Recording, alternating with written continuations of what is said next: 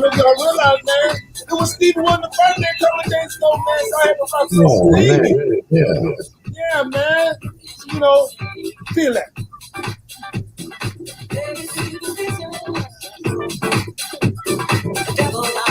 Okay, I see you got the mix. I see you got the mix. Hey, we're gonna be talking about Richard Pryor, celebrating Richard Pryor, man. Talking about Richard Pryor, comedian Richard Pryor. I can talk about this now. Talking about who they are. We're definitely talking about a whole thing other things. Welcome to the show. Right off the stage, we'll celebrate. Let's go. Let's get it. Let's get it. Let's get it. Let's get it. Let's get it. Let's go, Stevie.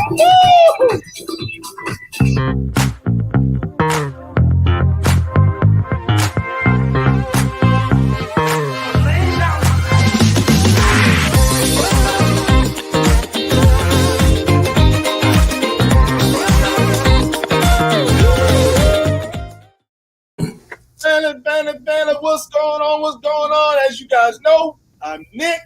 I'm Mike. What up, troops? Military Brothers Talking Sports. Welcome you guys to our show. Make sure you share it, get it out there, put it out in the land. Welcome everybody to the show.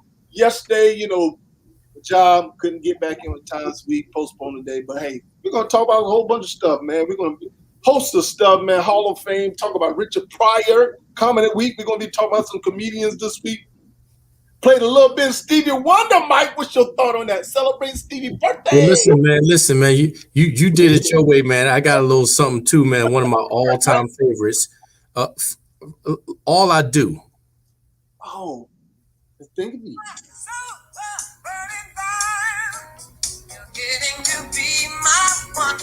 Hey. Listen, man. I got a little story on Stevie, man. Well, what's up, my brother? I used to work as an usher at Radio City Music Hall, man, in New York.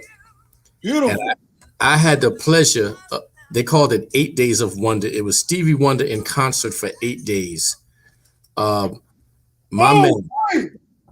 man, when I tell you he killed it, at one point I said to myself, Stevie ain't blind. Ain't no way. But I saw him for 6 of the 8 days, and each night I probably almost got fired because they told the ushers, do not dance, whatever you do. I don't care how much you like the music. and Nick, let me tell you something. Stevie bent down and felt the bench of the piano, and he stood on top of it and broke it down and freaked it while he was standing on top of the piano seat. And that's when everybody was like, no. And he's an incredible man. That, you know, it was in the 80s, man, and I will never forget that experience as long as I live. Musical genius, as Eddie said in his jokes. But I got a friend, one of my roommates, man. He used to love Stevie, and I used to tell him, please don't sing Stevie and mess it up. What up, T? Yeah, man. Just to see him live is incredible, man. He's super talented. You know, they say when you lose one sense, all 4 kick in. Well, his must have kicked in strong because he does the incredible. I'm sure you know about all he's done, man. The brother is just all that. Yes. Brother is an icon, man. The brother's an icon, man. For you to not do. Woo, man. Stevie Wonder, man. What more? My fault. My shawty amor. That's all I'm gonna give you, man. That's all I'm gonna do. I don't want to break it. Why is it pass the mic? Pass Mike the mic. I know, right? Baby. Yeah, pass the mic, baby. Yeah. That's all I can do right there, man. I don't even know the rest of the words. It's all good, man. Pass the mic on that, man. But, hey, Stevie, was his birthday, man. I said, hey, I got to play Stevie Wonder, man. Yes, happy birthday, man. Happy birthday. Hey, Pops, what's going on? Dad chimed in. Sir, how you doing? I'm in, man. Welcome to the show, man. Thank you guys for supporting us. Make sure you share, get it out there, man. Welcome, man. So, like I said, man, Stevie Wonder, bro, is just an icon, brother. I mean, what can you say, man? Just his voice is no other, man. It's like no other. Like 71, the big 7-1 a few days ago. That's right. 7-1. Yes. We'll celebrate Stevie, man. Hey, ready to get in some convo, man? Let's do it, my brother. All right, this week we're highlighting some comedians, family. So, guys, we're going to start off with Richard Pryor. I believe this is the GOAT. I believe he stands alone. Look at Ace Dog. Listen, man. Hey, the hate has to come from somewhere. Mike, what you? I know my dad has something to say about Richard Pryor. I think my dad probably said, my dad came with that Rudy Ray Moore and Richard Pryor and all them comedians, man, foundational comedians. I think Richard Pryor is a GOAT. I don't think there's a comedian alive who hasn't listened to Richard Pryor, at least his album. When we were young, we would sneak and listen to the album and just crack up because he was cursing. And, as children, we love that. But let me tell you something, man. This guy had a knack to capture you with his humor, not just tell jokes to make you laugh. And I'm talking about his characters, man. I remember watching Stir Crazy in the movie and almost my ribs was collapsing. I was laughing so hard, man. I couldn't breathe. I saw him, I think it was in the early 80s, live on a Sunset Strip when he could just say anything. He was in a zone. And at that moment in time with Richard, he had the green light to say and do anything. He pushed the envelope. He went against the grain. He talked about racism, homosexuality, police brutality. Everything he was hitting was on point. His performance in The Toy, Harlem Nights, Brewster's Millions, Superman. One of my all-time favorites, man. And I'm going to hit you with one that I really love his performance in, and he shows you all his arrangements. Bustin' Loose. Brother, man, you better stop it, man. Man, that's what, man, again. Hey, see, the thing about Pryor, man, he was not only a good comedian on stage, man, but the brother, even in the film, I mean, he really had the way of touching you with jokes, man. Like I said, man, your stomach, man, you could not stop laughing. The thing about Richard Pryor, he don't have a problem with telling jokes about himself. Right. That was one of his knacks, just talking about, the incident he had when he got burned a little bit. Oh, yeah. Yes, Ace Dog, talented comedian that brought many others along. Yeah. He was incredible, man.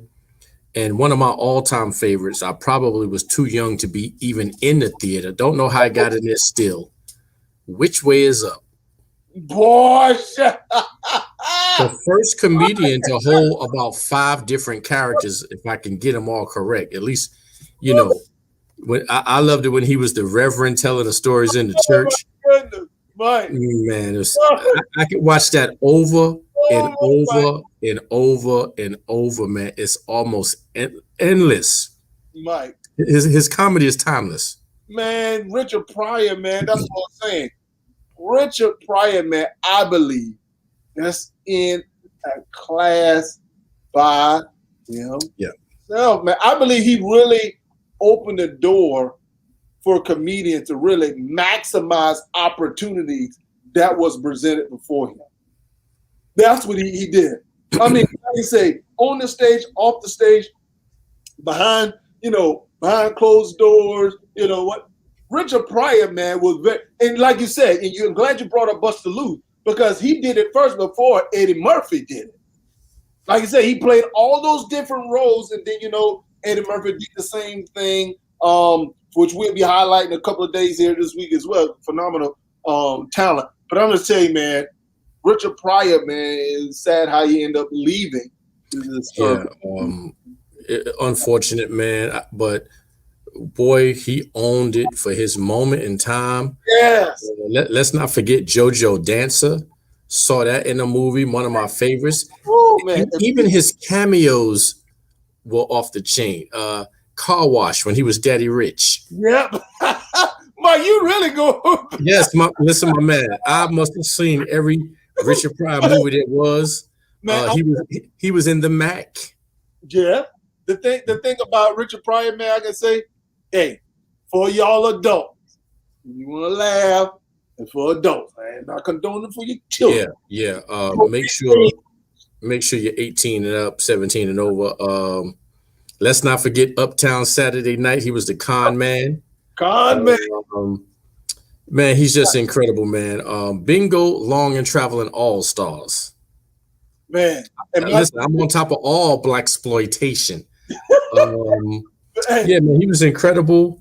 Don't know if you've seen this movie called Hit. Richard Pryor was pulled out of prison, and this man needed him to do a job. And Richard Pryor said, "No, man, I'm not going to do that." The guy says, "Look, I could take you to the guy who killed your daughter." Richard Pryor said, "I'm on your team." But the way he looked at the dude when he realized that who killed his daughter, it's the little things he did, man. Black Brigade, Adios Amigos with Fred Williamson, man. One of my favorites, a lot of people don't remember this one. It was called California Suites. Him and Bill Cosby was going at it. They were tennis players and they just couldn't get along. Man, the list is endless, man. I could keep going, man. His comedy show, the Richard Pryor Show. Right there, we have right there. Bruce is doing to be Bruce the picture, man. Listen, hey, one of my all-time favorites is that Brewster's Million. Yeah, that brother had to spend all that money, bro. Hey, he had to spend it, and at the end, he was just sick of money. It was so funny. Incredible cinematography, his resume, man.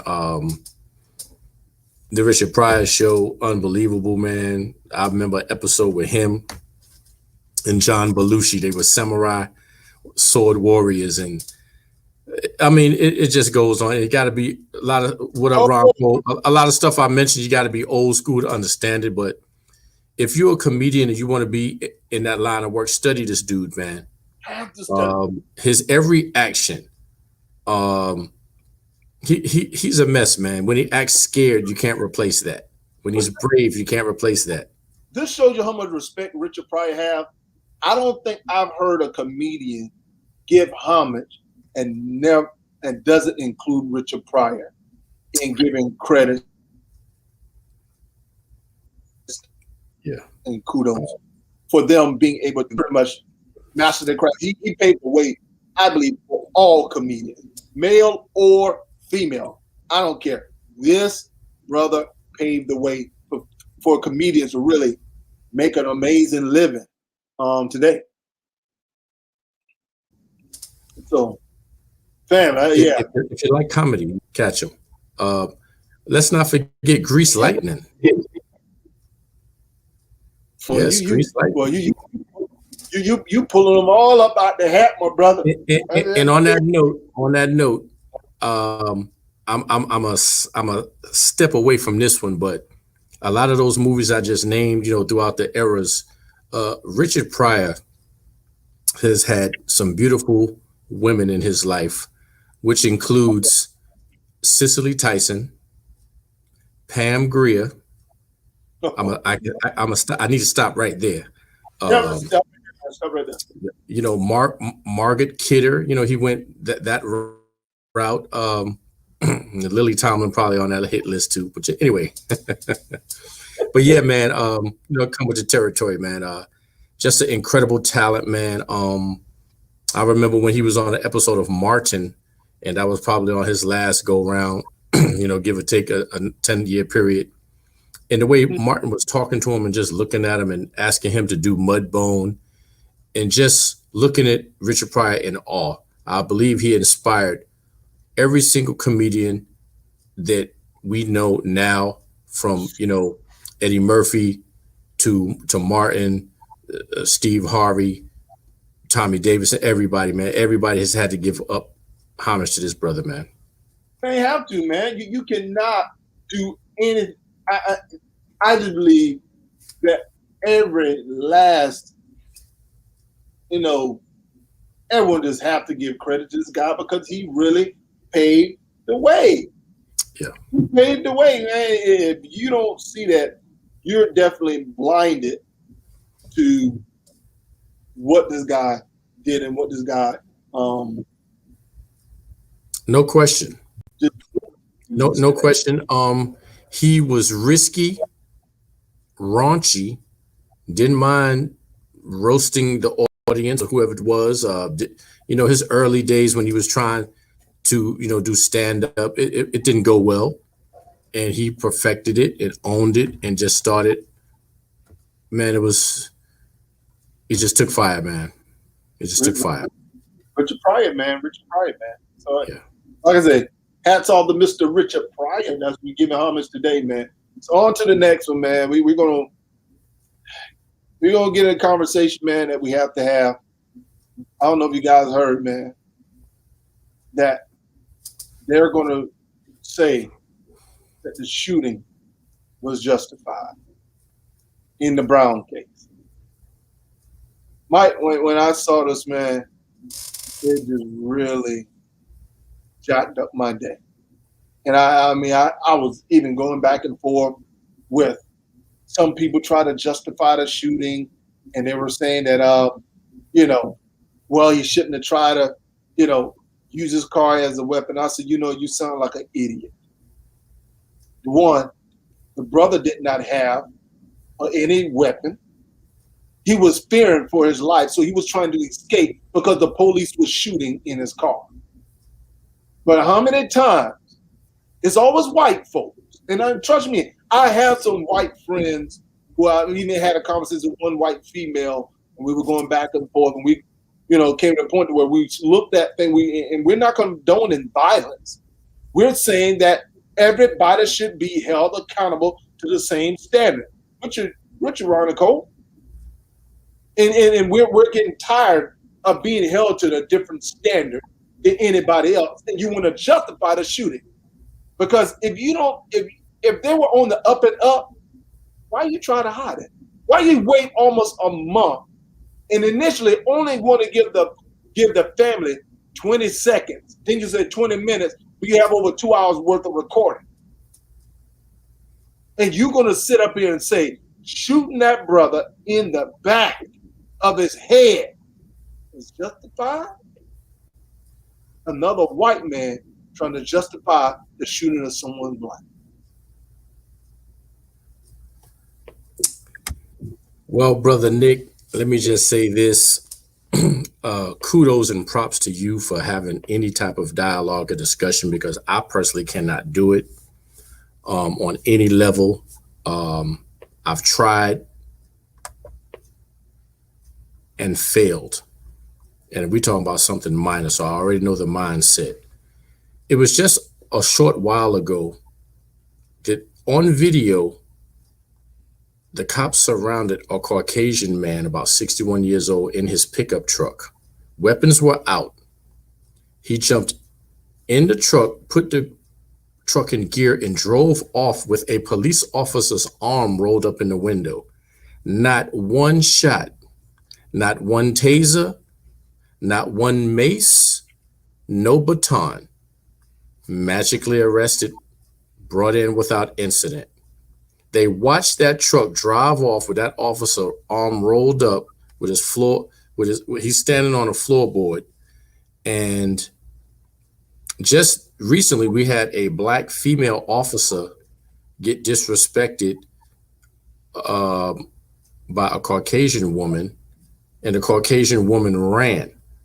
Black female police officer kindly goes for her taser, magically not making a mistake, tases the white woman falls, she handcuffs her, she lives to see another day. But you said something monumental, a double standard. We're not held to the same. And sad, We need to know that. We just need to know that you're not driving off. You're not leading the police on a hot pursuit chase. You ain't fighting the police. You're not running them over in your car. You're not stabbing, shooting, punching, kicking, spitting. All of that ain't gonna happen. And we've had many, many incidents of this. You said that we're tired. That's an understatement. You know, been tired is an understatement. We have watched with our own eyes on video, audio, everything you can think of. I would have thought the body cams would have made a difference, but it hasn't. You know, and if one or two people get caught, that still doesn't make up for the hundreds per year. He's one of the Black people who was killed in a 24-hour radius around the Chauvin verdict. That means something. When you have several Black people around America getting killed right after that verdict, it sends a message to us. And it's just going to continue, man. And that's just the bottom line to it. It's something that we've been dealing with. I keep telling people that every 23 hours, a Black person is killed by the police, an unarmed Black person. Tired. I mean, they've been doing this since I was a teenager, man, and that was many, many years ago. Whether it's a wallet, a water gun, a cell phone, nothing, and regardless of what you're doing. And see, I'll just say this, and I'll kind of fine tune it. Once something happens, if you read the comments on any of these news sites or social media, it's usually the same comments by the same people. I've stopped reading the comments because, just like you said, all the comments are filled with "you shouldn't have." Why did you? Yes, sir. And when you're looking at a double standard, or we don't get treated the same, then what's the discussion about? This crap right here, man, it is really just shut up with it, man. And the thing about it is people justify it. And like I told the guy, I said, you know what? We're not sitting up here saying we're not pro-police, supporting of the police. We're saying that we're not supportive of bad policing. That's just like you have somebody on your job. I don't have a problem with people on my job doing a good job, doing their job, but I have an issue with you not doing your job and you making my job harder. So for the police that are out there who are doing what they're supposed to do, bad police officers, bad cops not doing what they're supposed to do, now the good cop job is that much harder because of that people don't trust that you're going to do the right thing, except for white people. I saw this one video of this white woman telling another police, literally telling the police officer what they were not going to do, what they was and what they wasn't going to do. Police end up locking her up. But to her surprise, she could not believe that she was put in handcuffs. I saw the same video. It was amazing. Yeah. Really? There was this other, he was a Black police officer. And he told me he was walking and telling her he was going to give her a citation. She said, "No, you're not. You're not going to give me a citation." She's telling this to the cop. That lets you know that it's not. Mind you, he was a police officer, but because she was white, she thought she had more authority than him. You know, one of the people at Capitol Hill on January the 6th, she stated that I'm white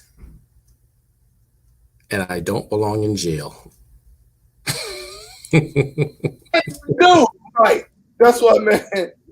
Some of this stuff you almost have to laugh at the way that these police officers are treated by quote unquote their fellow Caucasians. I'm not getting out of this car. You will not put those handcuffs on me. I will not put my weapon away. Why do you have your weapon? Well, I'm going to carry mine. I don't have to give you an answer. Hey, it's unbelievable, man. Mike, he asked for ID. She said, I don't have to give you ID. Why do I have to give you ID? So somebody black has to give the ID, but you don't have to give me the ID. So the police officer asks for your ID. You don't have to give it. What gives you that authority? Did you have the nerve to say, because I'm a Christian and I'm a woman of God? What that had to do with you breaking the law? What she should have said was, I'm entitled and I'm privileged. Then I could have went for that. That's really what it is. So let me run this by you before we move on. So remember when I said within a 24-hour period? So basically, and I think there is a message that we need to see there. So within a 24-hour period, 7 black people were killed by law enforcement officers in various circumstances in the U.S., including San Antonio, California, Massachusetts, and that's including the 16-year-old black girl of 15 in Columbus, Ohio. She had an altercation with another young lady with a knife, and she shot 4 times in her chest. Of course, if you look on the comments, that was justified. Black man in Virginia clutching a cordless cell phone. Of course, they mistook that for a gun. And he was shot multiple times. Yeah. Then there was the man who he had just got dropped off by the officer, and then he gets into an argument with his brother. He calls the guy back, and this is the same story. I think I'm going to kill my brother. Y'all better come back and help him. I'm going to kill him. Guy comes back. It's a cordless cell phone. Boom, bam. So, you know, we're not going to get treated the same. There is a double standard, and we have to do it like that. Yeah. Second show dealing with current events. Well, you know, we try to put it together, Ace. We Ace, man. Sometimes we go a little bit further, but it's almost necessary because you want the athletes to shut up and dribble. You want them to just be quiet and play sports. You know, Brett Favre wants to chime in. Mike Ditka, he's never seen racial inequality. So sports and racism come hand in hand. You know, I don't want to get Nick started on the NFL. Man, stop. His blood pressure already up. Get you some water, brother, because I got mine. I got you. Like I said, man, I just felt like it was important. Because let you know, Ace, man, when I saw that, man, my whole mindset changed. I have so many other things because we missed yesterday, which we're going to start talking about the hall and stuff. It really messed up my day, my brother. And you know, when I come on the show, man, I come on with energy and enjoyment. Me and Mike talk about his Knicks. I talk about my Hornets. We go back and forth, man, but it's all in love, man. But me and his brother definitely see eye to eye when it comes to injustice. When it comes, and I'm not saying you don't.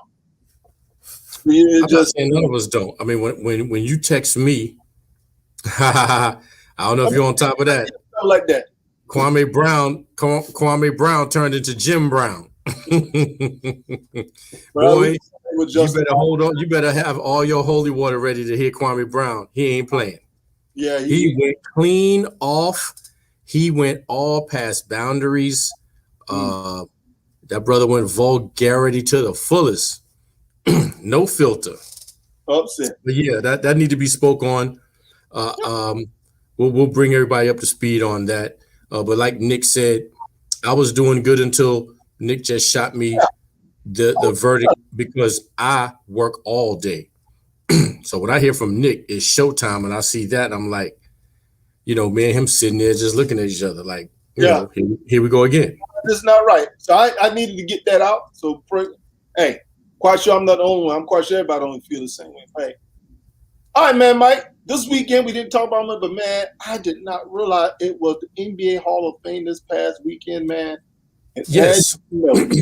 I had the date locked in. I knew what kind of day it was going to be. I prepared myself. I cleared my agenda. And I just couldn't wait to get there, man. Yeah. Yeah. I feel you, Ace. One of the days we're gonna get a chance to meet you, Ace, dog, man. So I appreciate you supporting us, man. More than you know, man. Your comments are always valued, and I appreciate you, brother. Salute you, appreciate you, man. Hey, I want to know your comment on these Hall of Famers, man. Definitely, man. Mike, I believe this Hall, man, was probably number one because the one I saw it. I saw it live.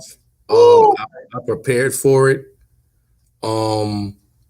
Just came back from York, almost touched your neck of the woods, man. My son had a track meet. I get back, I set up shop. I'm in front of the TV. First up was Kevin Garnett. First of all, let's talk about the big. We can do. Go ahead. We one by one. Go ahead, Kevin Garnett. Because KG was first. He was the first one to get inducted. Man, let me tell you something. KG brought the house down. Had a turtleneck blazer ensemble. Hey, that brother was sharp. Yeah, man, he was doing it big, and I like it because you do it your way. But Kevin Garnett gave props to South Carolina so much in his speech. Yes, I could not believe it. Like he said, South Carolina props. I learned to play ball there, up on there, and we're gonna get to your boy. We're gonna get to our boy. But Kevin Garnett was spoken very well. I immediately forgave Kevin Garnett. My spirit was cleansed. I'm still remember him from the championship when he grabbed Bill Russell by the back of his head, gave him some soul dap, and I was like, Kev, no, man, that's a legend, man. But he spoke very well and elegant. He almost came to tears, man. Very articulate brother, man. You could tell that Kev was established and he learned a lot at that moment in his life. He gave props and thanks to everybody who helped him, man. In the coaching world, all the staff, man, his teams. That he gave it up to the Timberwolves, Beantown, the coaches. It was an awesome speech, man. I thoroughly enjoyed it, man. Now, did you want me to keep going, or no, you want? Touch on KD, and then we go to Kobe, and then we go to that Quiet Assassin on the end, and we also need to give homage to Tamika Catchings, man. I'm gonna touch that. I'm gonna touch it. We can't forget, hey, man. I love me some Tamika Catchings. We'll leave that a long way. We're gonna save her to the end. But the big ticket, man, like you said, brother gave mad props to South Carolina. That's the thing, man, I love more than anything. But sometimes some athletes, man, they leave and they forget where they come from. Yes. This brother did not forget where he come from, and he even said, my group started in South Carolina. The thing about Kevin Garnett, man, he wore his emotions on his sleeve. And to me, man, I know for a fact, when he went Minnesota, man, Marbury leaving really, really hurt, I believe, hurt them from getting that champion. Because realize they had Marbury and they had Latrell Sprewell. Ooh. Sprewell, you know about Spree. Yes. Good player and a good defender. And they had Tom Gugliotta also. So Minnesota had a good squad. Had Wally Zerbiak. They've had some good players. Sam Cassell was there, man. The leadership on Sam, yes. So he really, really, really tried, man. Hey, Ace. I love it to be together, man. That was my girl, man. I figure Ace, beautiful. Hey, but she's getting married. She engaged right now, man. So hey, She married, man. She finally got married. Yeah, she married. She's just engaged. She hadn't got married yet. I looked it up. She's about to get married though. Yeah. Well, during her speech, she said, "My husband."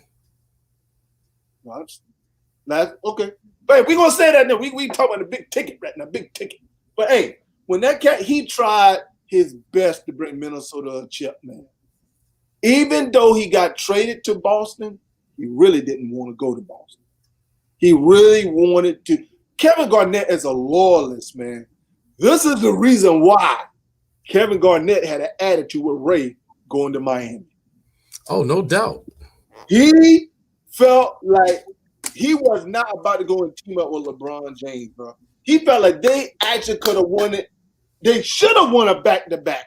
The only reason why they did not win a back-to-back is because in that fourth quarter, man, Kevin Garnett said he did not have any energy left. He was gassed. So they were playing on fumes, man. I would have loved to see him win 2 championships, man. Got one. Thank you. I'm grateful him getting one. But, man, he was an enforcer. And I'm telling you, man, if you want to laugh, listen to some of Kevin Garnett's stories, man. The stories that he tells, even when he talks about Tim Duncan, he gives so much respect to Tim Duncan. I love that. That was awesome. Man, he's a Tim Duncan, man. You know, he would get in people's head. But Tim Duncan would do simple stuff. Good try. That's a good shot. So Tim Duncan's like he could not get in Tim Duncan. He said he would just give up. But the brother emotions, man. Oh man, it was out of this world. I think Kev is the king of talking to himself. Yeah, man. So much respect for him. But now we can move on to that Kobe. Hold on. No. Go into the order that they got inducted. Who was next? Actually, Tamika Catchings was next. I want to say Tamika last. I haven't seen her for last for a reason. Get her next to last, man. The mama got to be it, man. Hey, let me tell you something, man. I don't want to get emotional, man, but Kobe got me, man. That one got me, man. I had to. Kobe. I had to get the towel, man. I couldn't take it, man. Hey. But go to Tim Duncan then. Well, first of all, Tim Duncan is so humble beyond belief. Once again, collared shirt, no tie, sport blazer, loved it. He had his dreads flowing, and he gave homage. He spoke. He even said, "This is the most nervous I've ever been in my entire life," and you had to just give it up to him, man. He always been like that ambassador. Once again, he thanked everybody. Here's a guy. All I did was swim a little bit, and I started growing. And somebody said, "Hey, why don't you try basketball?" Goes from there. I love the fact that at the end of the speech, he said, "There's one person that I gotta thank. I know he don't want me to. Popovich, who actually went out there and missed his own San Antonio game to come out there." And of course, Tim gave it up to Dave Robertson, who I still say to this day, one of the smartest guys in the world, to say, you know what? Let this youngster come in. I'll come in off the bench, man. I've already seen what this dude can do. The way Tim Duncan came in, hitting 18-foot bank shots, drop step, teardrop floater, he could do anything with the basketball that could be done. He get top-notch respect. He destroyed my Knicks in 99. I didn't appreciate that. Here go Ace. Don't do all that, man. But, man, let me tell you something. I respect the mess out of this dude. I knew deep down in my heart, that my 8th seed Knicks in the championship probably couldn't pull it. They got beat 4-1. But what Tim Duncan did, boy, he let Marcus Camby know, brother, I'm going to let you know that you ain't on my level. And we're going to do it like this. And it was just a work of art that this dude did. And people argue and between Tim Duncan and Kobe Bryant, man. That's justifiable who had the better career between Tim and Kobe. Both played for only one franchise. And, dude, I don't know if you heard – I heard this story pertaining to Tim Duncan. Do you realize the Orlando Magic had an opportunity to sign Tim Duncan? You didn't. I was listening to the story. They give the story. Tim Duncan is a free agent. I think his first year after they won the championship. He goes to Orlando, and The only request he had of Doc Rivers at the time with the head coach is that he wanted his family to travel with him on the plane. And Doc Rivers said no. Now, is this for his family to travel with him to go there and settle down? No, like games. He didn't want his family to travel. He wanted his family to be with him, flying to games, away game. But if you understand, they're not going to every game. His family, for games they want to go to, he wanted them to be able to travel them to the game. And Doc Rivers didn't want to give that up. Tracy McGrady was on the show, dropped his head. He said, "Why, Doc? Why?" Because realize they would have had Tracy McGrady, Tim Duncan, and Grant Hill. Mike? Now, this is after the 99 championship. It is 2000. Am I correct? Yes, but his first when he became a free agent. The only reason he was about to leave San Antonio. Tracy McGrady was like, "Why, Doc? Why?" Man, certain players, man, you got to go the extra mile if you really want to get them in. I mean, if you really try to get your friends to that next level, certain players you're going to have to say, "Okay, yeah, we're going to get us up to him." Even though Greg Popovich, he coached Tim Duncan hard, Tim was so humble, man. And the thing about it, even when he played with David Robinson, actually David Robinson didn't come off the bench, Mike. They had the two-headed monster, Robinson and because Tim Duncan was playing power forward at the time. But I'm not talking about 99. Move up a little bit. This is when Dave Robinson started to age. He had put 10 plus years in because they won 5 of them. And yeah, Dave got the last one. He retired after his last championship. Yeah. But like I said, his second year. Remember, David Robinson was the face of the franchise. After that rookie year, he's like, "Hey, big fella, hey, this is your team." Because David knew in order for him to win a championship, I need to take a lesser role and allow this guy. But watch this, Mike.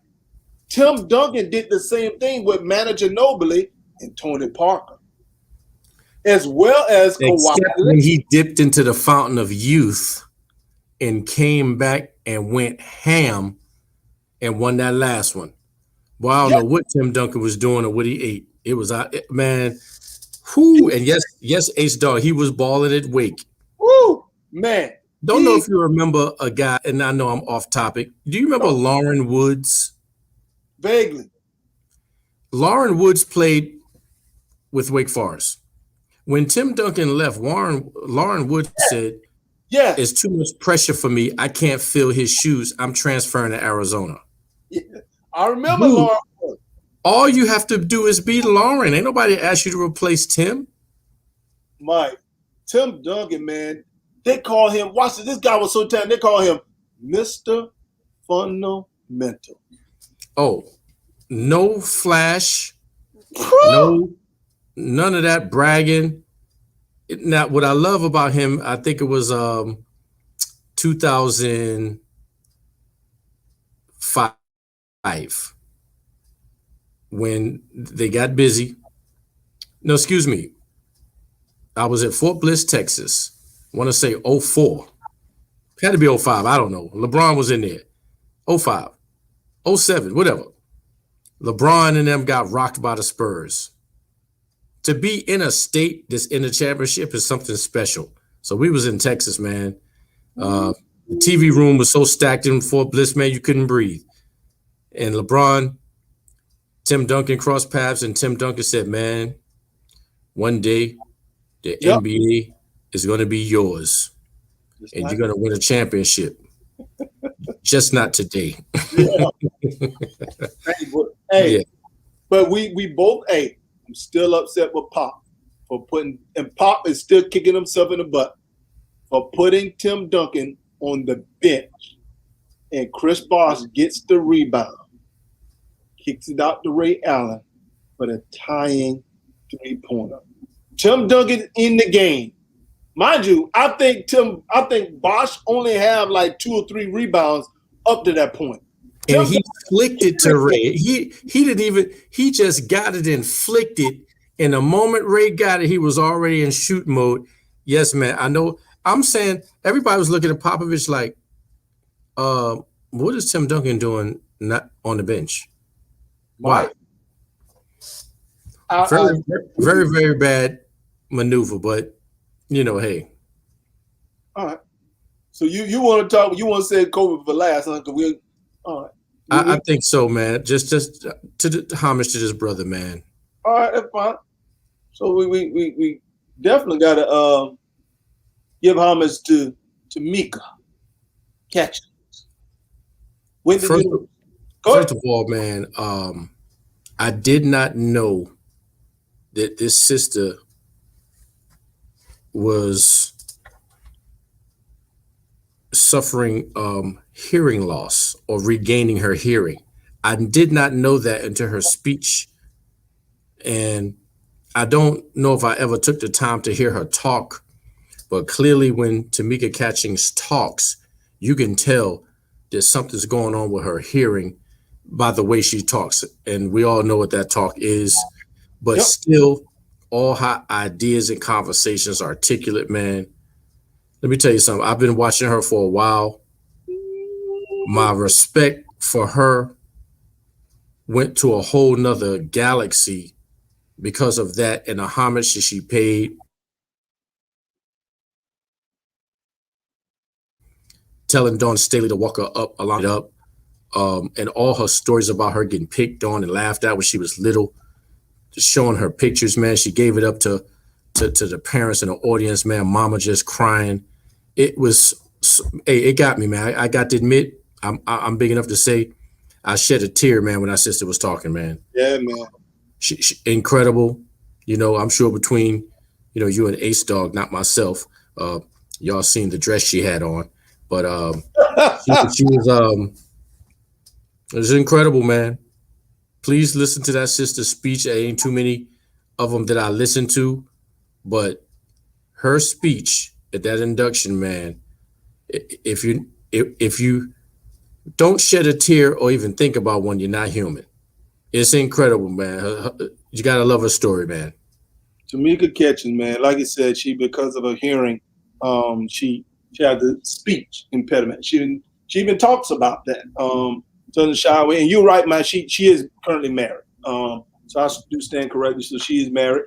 But the sister, man, it's her talent on and off the court is really beautiful. What she displayed on and off the court is beautiful. She gave homage to Pat Summitt, and she talked about Pat, man, which is, as you know, Pat died a couple of years ago. A lot of great players. And then she, like she said, recognizing what Dawn Staley is doing now is beautiful, and that lets you know, man, she's aware of her surroundings and just look at all the gold medals, man. The women team, I don't think they've ever lost in the Olympics. I think they're undefeated. So yeah, they was something special, man. Yeah, them girls, man. But this particular female, man, how I call Chris Paul the general, man, she's the female version of that. Winning WNBA championship, WNBA MVPs and stuff like that, man. So this beautiful sister right here really deserves a lot of credit for what she has done for women basketball, but more importantly, what she's done for social justice and doing to get aware of what's happening in society. So that's the thing that I loved about her speech. She gave credit to Alonzo Mourning. Alonzo Mourning was an idol, and it's beautiful. Alonzo was there. Yeah. And they have a relationship, man, as far as, and it's a beautiful thing, man. She was an idol, and Alonzo, man, must, tip my hat to Alonzo, man. But it was definitely a beautiful speech that she gave. Her parents was there. She gave parents credit to her mom and dad, her stepmom as well, man. Yes. That's beautiful that she can give her stepmom credit for just being there for her. So yeah. Yeah, just to fine tune what you said, man. She's received just about all the awards you can in the WNBA, including being Rookie of the Year, Finals MVP, Most Valuable Player once, 5-time Defensive Player of the Year, 4 Olympic gold medals, man, as you can see.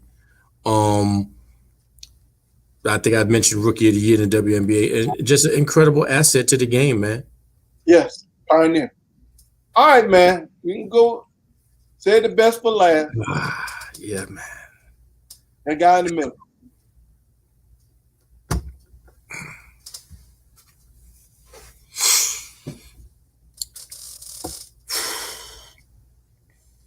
It's all right, man.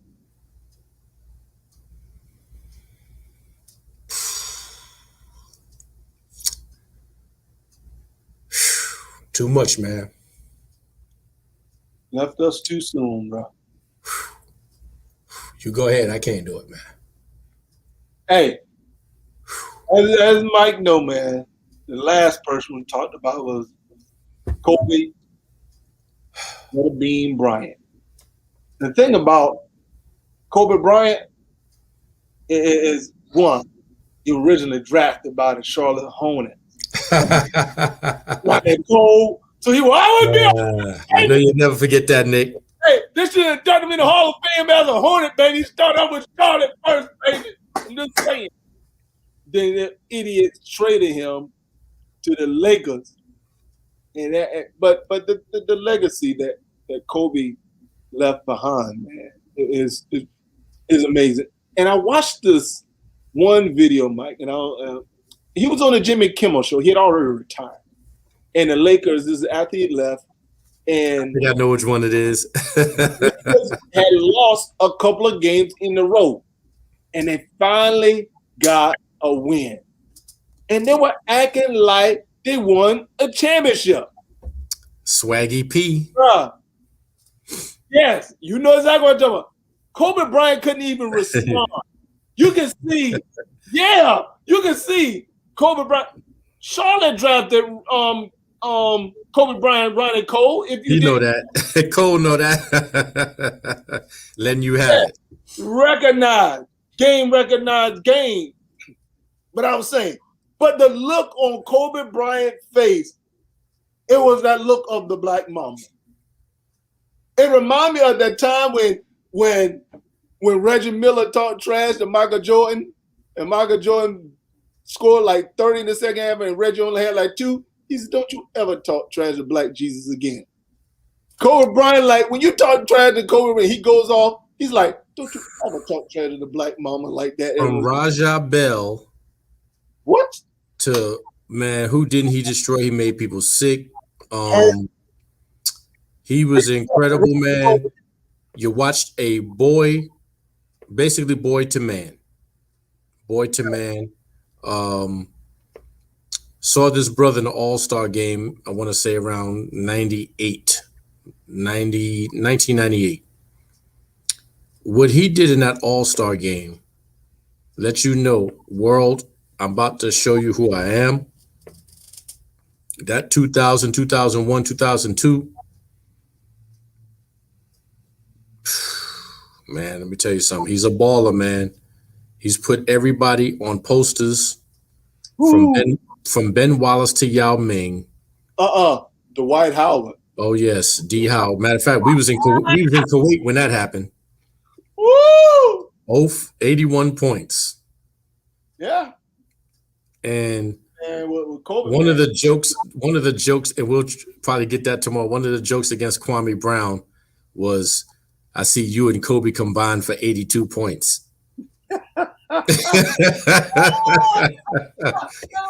This brother's 7 feet tall and managed 1 point. Managed 1 point to Mamba's 81, man. And H-Dog? Oh, okay. You know, him and his Jalen Rose story. Jalen trying to go up under Kobe on the jump shot. He Jalen Rose to me. Yeah, Hornets, Lakers, and Charlotte. More Kobe jerseys in the crowd. Yeah. Brother, I want to say I was there. It was so many people that game ain't make no sense, man. Watch this, man. Charlotte still have not forgiven them. But watch this, for making that trade. That was one of the boneheaded trades. That gotta hurt. That one gotta hurt. Mike, this is the reason why every time I see that guy that's in Denver play, Porter Jr., I get know so. it. I know, man. I know it hurts. It makes me I know sick it to my hurts. stomach. Like you too. Yeah. Same thing What? with Bryant. How the world? And I remember he said people thought that he didn't want to go play for Charlotte, and I had to remind people. I said, no, that's not what it was. Charlotte had already had a trade in mind of trading Kobe Bryant because the Lakers wanted him. And when he found that out, because remember when Charlotte drafted him, he puts the hats on. He Yes. started talking about Charlotte roster, so he knows the team. And when he finds out about it, he said, "I would never play for Charlotte." The reason why he was ticked off, he's like, "How you trade me here and even give me an opportunity to even prove my skill?" Jerry West saw something and said, "Do what you got to do.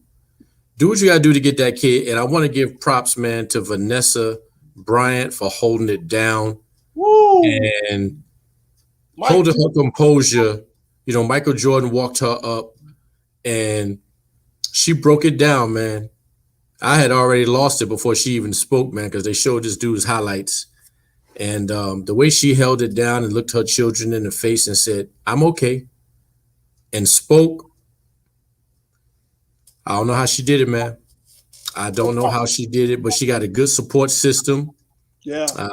I see Lala Anthony was sitting next to her, and she probably just was primed up and coached up for this moment that she knew was going to happen. And, man, I give that sister complete kudos, props, shout out for the strength to do what she did in that induction, man. Quite incredible. Strong. I also feel kind of bad for her, man. Kind of like, because it's difficult to replace Kobe Bryant. Man, it's impossible.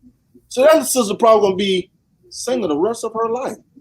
Because like you look at like I'm sure listen, I don't know what goes on with people, but it's hard. It'll probably have to be somebody that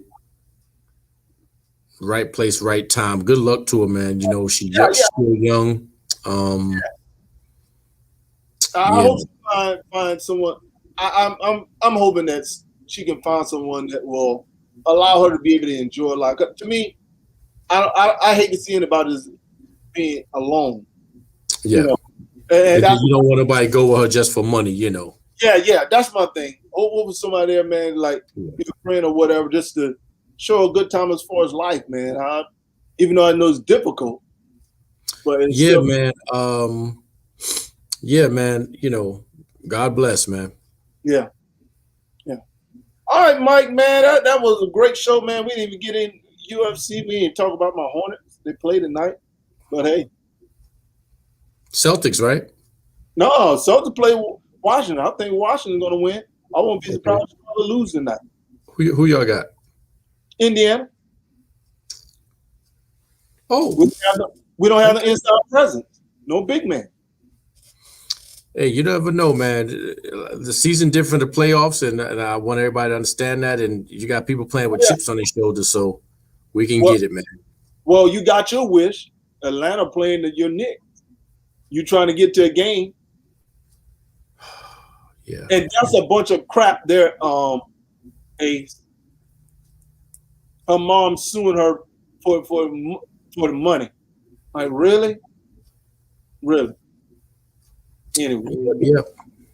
Yeah, I mean, God bless. And I just found out another one of my kids got their GED, man. I'm already emotional. I don't know if I can hold it in, man. That's all right, man. I can hold it in. I don't know if I can hold it in, man. Hey, man. Show Mike. We get back to this thing tomorrow, man. We're going to try to yes. Did you see that UFC fight this past weekend? I did. Well, actually, I saw the highlights.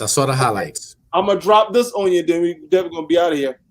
You see Tyson Fury's the arbitration. Fury's going to have Wilder. Yeah. They're going to, in order for that fight not to go through, they're going to have to pay this joker a lot of money. So I don't know what's going to happen. He has to fight him by August 16th. So that's going to be interesting. All right, my brother. It's been a great show, man. We do this thing here again tomorrow. You guys know, man. Make sure you guys share, subscribe, put it out there. Get some more people on the show. Appreciate you guys' support. As you know, I'm Nick. I'm Mike, y'all. Enjoy. Military Brothers Talking Sports. You guys have a wonderful, blessed day. Peace. Peace.